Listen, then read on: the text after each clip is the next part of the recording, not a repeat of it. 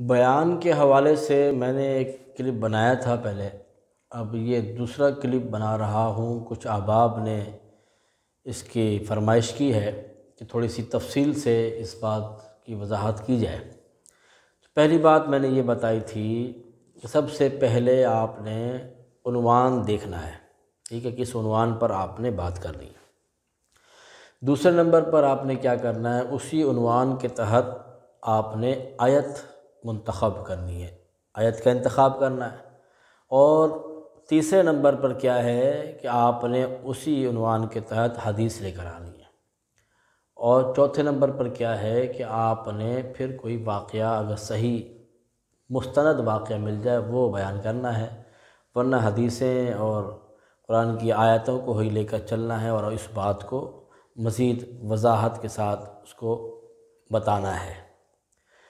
تو اس کے لیے یہ مثال کے طور پر آپ نے جیسا کہ ولیوں کے بارے میں بیان کرنا ہے یا نبیوں کے بارے میں شان بیان کرنی ہے، نبی کریم صلی اللہ علیہ وسلم کی سیرت بیان کرنی ہے، میلاد النبی پر بات کرنی ہے، سیرت مصطفیٰ پر بات کرنی ہے، ولی کی شان بات کرنی ہے، صحابہ کرام کی شان بیان کرنا ہے، پہلے اسے آپ نے سلیکٹ کرنا ہوگا آپ کا عنوان کیا ہے۔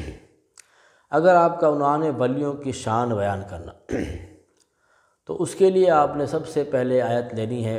اگر آپ نے مشہور آیت لی کہ الا ان اولیاء اللہ لا خوف علیہم ولا هم یحزنون، تو اس کا ترجمہ کریں گے آپ، اس آیت کا مفہوم بتائیں گے، وہ یہ ہے کہ خبردار بے شک اللہ کے ولیوں کو نہ کوئی خوف ہے نہ وہ غمگین ہوں گے۔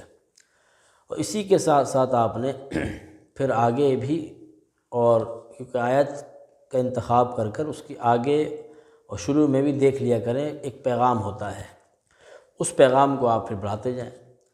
تو کیوں خوف اور غم نہیں ہے، اس بات کو آگے خود قرآن بیان کرتا ہے، الذین آمنوا وکانوا یتقون، وہ لوگ جو ایمان والے ہیں اور متقی ہیں، ایمان والے ہیں اور پرہیزگار ہیں۔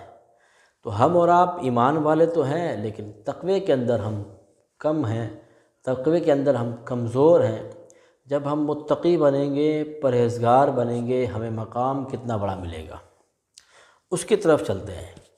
پھر آپ اس عنوان کو آگے لے کر جائیں گے، پھر اسی کے تحت آپ حدیث کوٹ کریں گے، لیکن اگر حدیث آپ کوٹ نہ کر سکیں تو اس کے ساتھ آپ نے کوئی واقعہ ایڈ کرنا ہے تاکہ آپ سمجھا سکیں میں یہ حدیث کیوں بیان کر رہا ہوں۔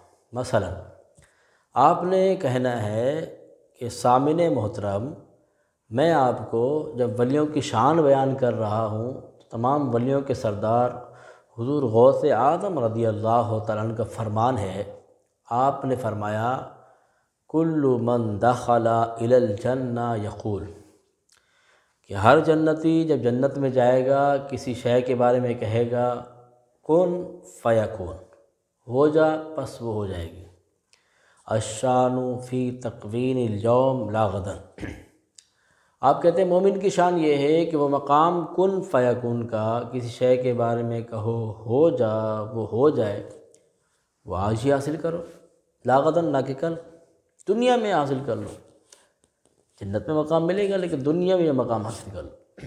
اب یہ اس بات کو قرآن سے ثابت کریں، حدیث سے ثابت کریں، وہ کس طرح؟ اب قرآن کی آیت لے کر آئیں گے کہ کن فیکون کا جو فارمولہ ہے، جو مقام ہے، وہ مل سکتا ہے امتی کو۔ اس میں مشہور واقعہ موجود ہے، سلمان علیہ السلام نے جب ملکہ بلقیس کو دعوت دی اور اپنے امتیوں سے کہا کہ بھائی کون ہے جو ملکہ بلقیس کا تخت لے آئے گا، تو انہی میں سے ایک جن کھڑا ہو گیا، اس نے کہا کہ میں جو ہے آپ کے پاس تخت لے آؤں گا۔ کہا کتنی دیر لگاؤ گے؟ اس نے عرض کی حضرت میں جو ہے محفل ختم ہونے سے پہلے لے آؤں گا۔ آپ نے کہا نہیں، اس سے پہلے کون لا سکتا ہے؟ تو اسی میں سے آصف بن برخیہ جو اللہ کے ولی تھے، انہوں نے عرض کی حضرت میں جو ہے پلک جھپکنے سے پہلے لے آؤں گا، 900 میل کی مسافت ہے۔ تو یہ کن فیکون کا فارمولہ، تو آپ کے پاس یہ کام مل گیا تو آپ نے کہا لے آئیے، آپ نے کہا یہ لیجیے، یعنی کہ ہو جا وہ ہو جائے۔ قرآن بھی کہتا ہے، حضور غوث اعظم رضی اللہ تعالیٰ عنہ جو بات کر رہے ہیں واقعی قرآن کے مطابق ہے، اور اسی طریقے سے پھر حدیث کی دلیل لے آئیں۔ وہ حدیث کی دلیل کیا ہے؟ بہت مشہور حدیث ہے، اللہ کے نبی نے فرمایا کہ رب تعالیٰ فرماتا ہے، حدیث قدسی ہے، کہ جب میرا بندہ فرائض واجبات کے ساتھ، فرائض واجبات کے بعد نوافل کی کثرت کرے، فرائض ادا کرے، واجبات ادا کرے، اس کے بعد نوافل کی کثرت کرے گا، میں اسے اپنا محبوب بنا لیتا ہوں۔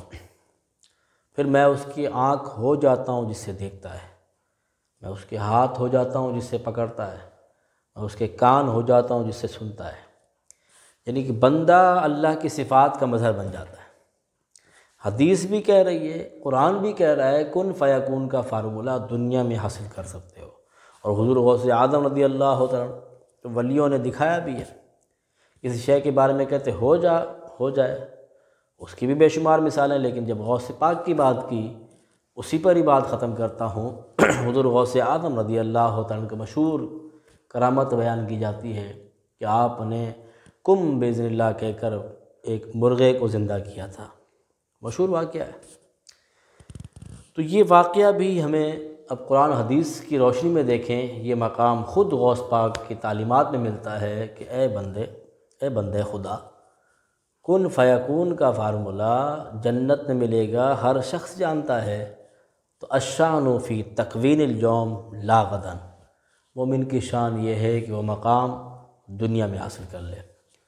اب خلاصہ کلام جو بیان کرنے کا آسان طریقہ کیا ہوا کہ آپ نے اپنے مطالعے کے مطابق جو بات آ جائے اور اس عنوان سے ٹچ ہو تو اسی سے آپ نے حدیث بھی لے لینی ہے، اسی سے آپ نے قرآن کی آیتیں لینی ہے۔ تو اس طرح آپ کا عنوان آگے چلتا جائے گا تو اچھا پیغام لوگوں کو ملتا جائے گا۔ تو اس کے لیے آخر میں ایک مشورہ یہ ہے کہ مطالعہ کرتے رہیں۔ مطالعہ ضائع نہیں ہوتا، ہم سے یہ سمجھتے ہیں مطالعہ سے ضائع ہو جاتا ہے، وہ کہیں نہ کہیں آپ کے پاس رہتا ہے۔ تو اب جب اس عنوان کے تحت بات کرتے ہیں یا مطالعہ کرتے ہیں تو وہ باتیں سامنے آ جاتی ہیں۔ تو اس طرح یہ انشاءاللہ مزید آپ کو اگر اس پر چاہیے تو کمنٹس میں آپ کہیں تو انشاءاللہ مزید پھر تیسرا اس پر ویڈیو بنائی جائے گی، تیسری ویڈیو بنائی جائے گی۔